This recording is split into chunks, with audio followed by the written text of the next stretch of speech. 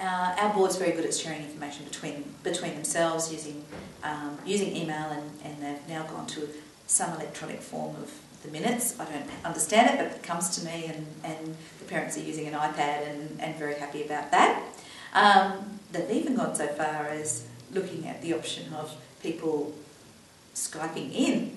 We haven't gone that far yet, but they thought that could be a way of maybe encouraging some other people to be involved, or people outside the board to maybe give us some information without actually having to come to the meeting. So we are good at communicating between ourselves. We try and hold one committee meeting a term, but we've already got 2 board meetings and it's another 4 meetings. That doesn't always happen.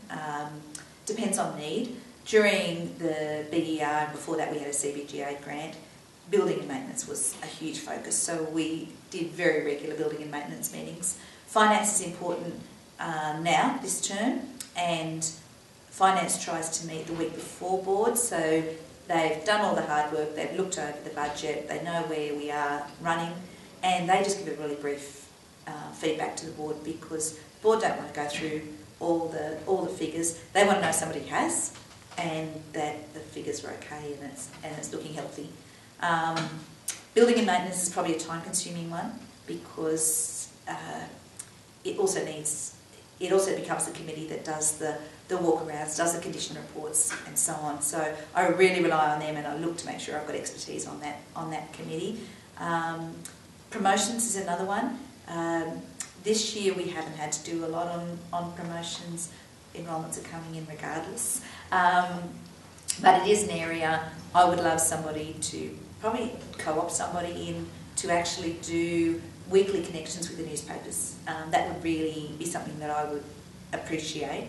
But our promotions committee has also looked at ways of communicating with the school body rather than always thinking publicity. So promotions has been ways we can communicate with the school body about the board and the PNF, because we were struggling to get a PNF executive, so it became an issue to be discussed at the board. So the promotions committee was then looking at improving that communication within the school, not just beyond the school.